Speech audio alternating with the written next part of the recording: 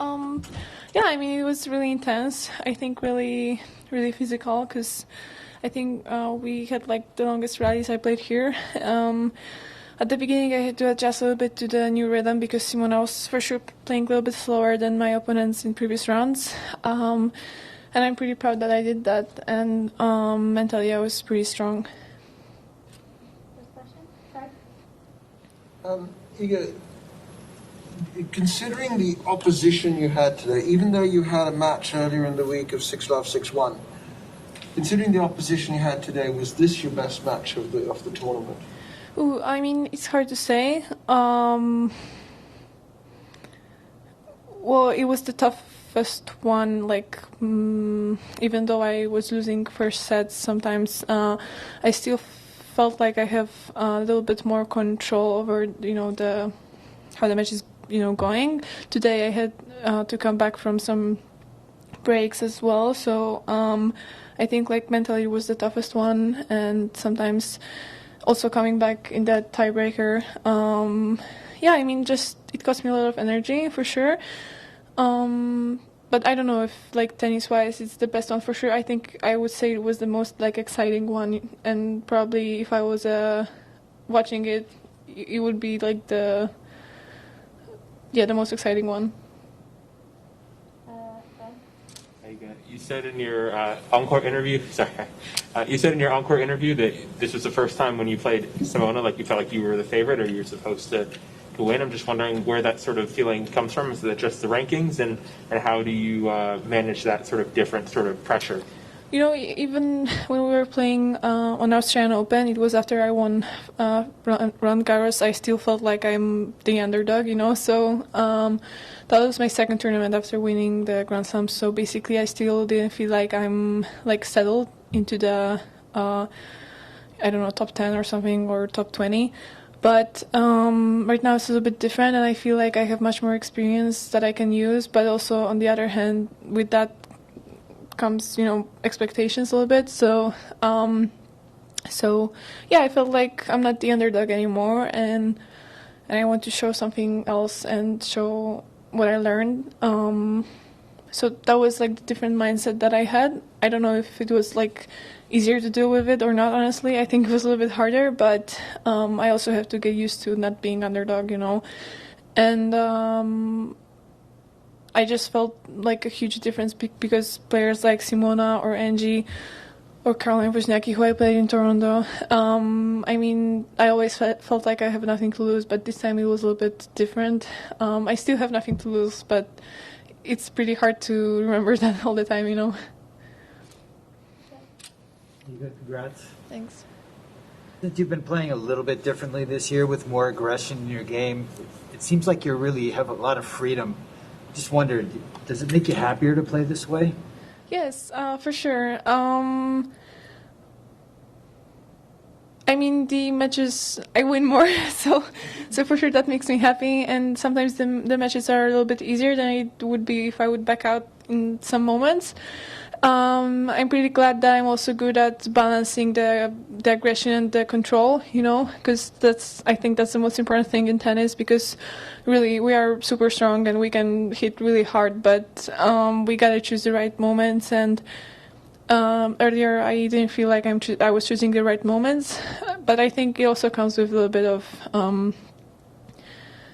experience. So yeah, it feels better, and it feels like I have more options and more skills.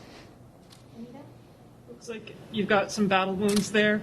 Are you okay from that fall, and did you even notice in the heat of the moment? I did, because it didn't it's not happening really often, but honestly it felt like the old times, because when I was younger, I was falling on every practice basically. I was always the one who was like, I don't even know why, but I remember even like one person who was like observing my practices when I was like, I don't know, 12 or 13, he made some comments that, hey, why are you always on the ground, But yeah, I mean, I don't care, really. I had so much adrenaline that I didn't even feel it, so it's not like a huge thing, There are sports where you can get really hurt, but this is just skin.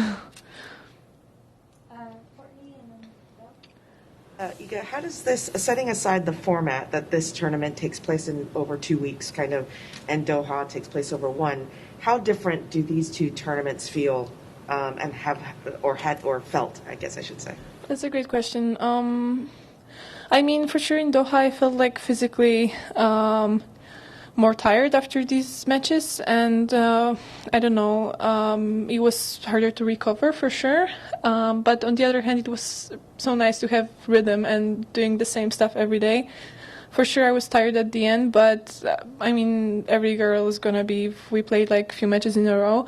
This time, I feel like mentally it's harder to, I don't know, stay really composed and stay focused, but on the other hand, also relax and, you know, forget about tennis for some time. So these tournaments, I would say, mentally are harder, the longer ones, you know. But physically, it's nice that we have time to recover, especially when we're played in a heat, you know. Bill and then Aki. Congratulations. Thank you. Could you take a moment and just talk about the challenges that Maria Sakkari might have and the challenges that Paula might have, and also, have you finished The Great Gatsby, and what are your final thoughts about it? I finished. I mean, it was pretty easy to finish because it took like a few hours to read it, honestly. I was hoping for something longer, but I mean,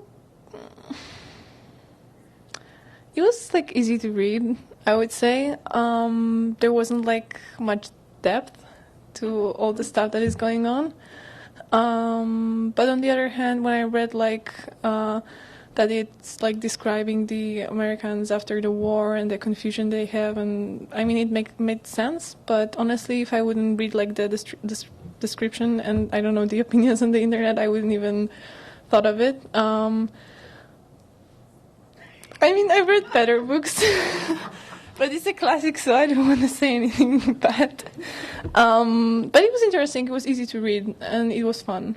But I don't know if the ending surprised me or not. But still, we don't know a lot about him, right? The Gatsby. So that's the nicest part. That it was all a mystery. I forgot your first question. About Paula and Maria.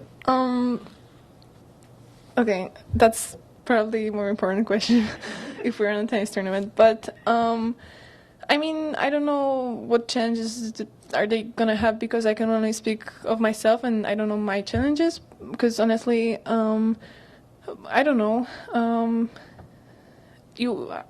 I don't know how to answer that, because I don't know what they feel. But I think it's gonna be. What challenges do their games bring to you? Oh, okay. Well, Paula for sure plays really fast ball, and she's pretty confident here, and I feel like she understands the court pretty well. And Maria, matches against her are always really physical.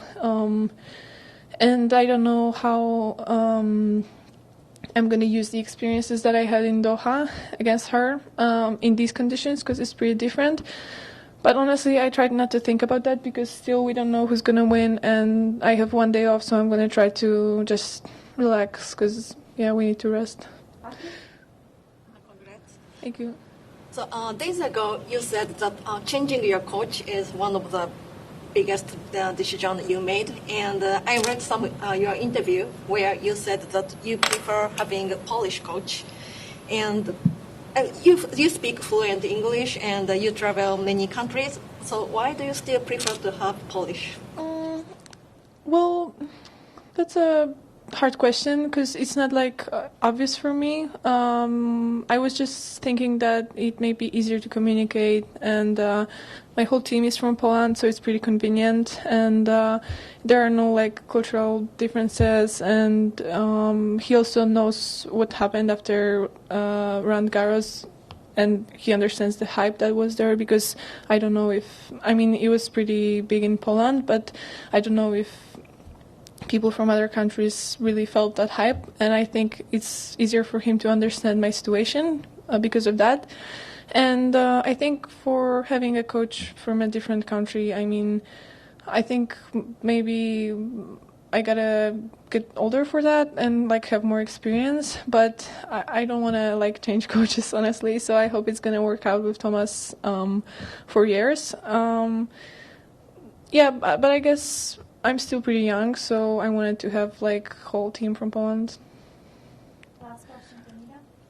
After your match against Angie Kerber, you'd said she surprised you with some of her tactics that were different from how you'd seen her play before. I'm wondering if Simona Halep switched anything up on you, anything surprising, having played her a few times? Honestly, no, but still, even though I wasn't surprised, it was pretty hard at the beginning to get used to the rhythm that she played because she played much slower, and I played with Clara Towson, with Madison, with Angie, who wasn't playing that fast, but also she hit sometimes pretty flat. So I need to kind of switch and really go forward for that ball because it didn't have much energy.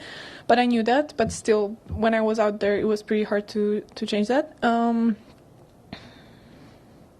And honestly, it didn't surprise me, but her game, it doesn't have to be surprising. She's like fighting for everything, and she's running, and she's like reaching every ball, and she can play really great angles. So I knew it's gonna be hard anyway, even if it doesn't surprise me, you know.